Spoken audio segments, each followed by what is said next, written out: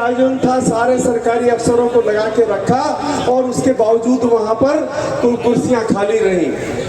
बाद में कमलनाथ जी नीमच में आए और ये प्रमाणित हो गया कि जिस तरीके से, जिस उत्साह के साथ कमलनाथ जी का स्वागत हमने किया, ये प्रमाणित हो गया कि नीमच जिले की जनता इस बार कमलनाथ जी के साथ है। शिवराज सिंह जी को वो पहचान चुकी है और रास्ता भी बता चुकी है। फिर उनकी जन आशीर्वाद यात्रा निकली। मंदसौर में आपने देखा होगा कि कुर्सियां खाली रही, उनके राष्ट्रीय नेता आए थे और लोग बैठने वाले उनकी कुर्सियों पे नहीं थे।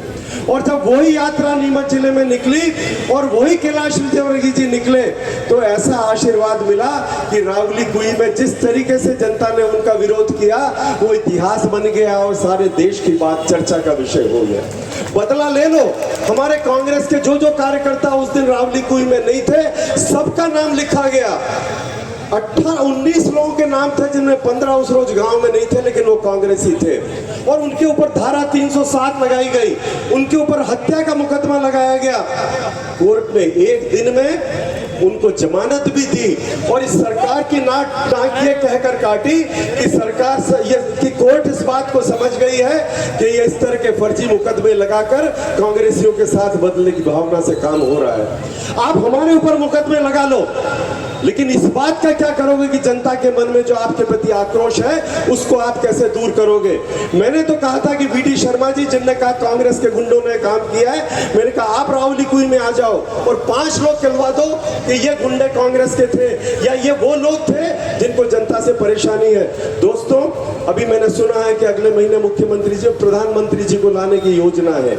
यहाँ हमारे यहाँ जीते आ रहे हैं। मैं आपसे निवेदन करता हूँ, जीतू भाई आपसे निवेदन करता हूँ कि ये पूरा का पूरा इस नीमच जिले को और खास करके मनासा विधानसभा क्षेत्र को ये बर्बाद करने का षड्यंत्र है। पूरा रामपुरा पठार 3 कंपनियां वहां काम कर रही हैं, एक अभयारण्य, एक जीको कंपनी, जिसके लिए मैंने सुना है कि 2 दिन बाद मुख्यमंत्री जी आने वाले हैं, और तीसरा एक वहां पर जो प्रधानमंत्री जी की नल जल योजना है।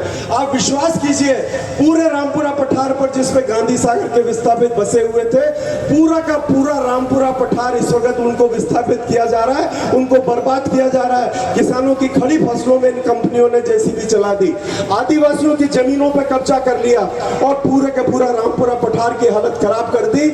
यदि यही हालत रही तो अगली बार जब आप आओगे तो रामपुरा पठार पे आपको 4 लोग देखने को नहीं मिलेंगे।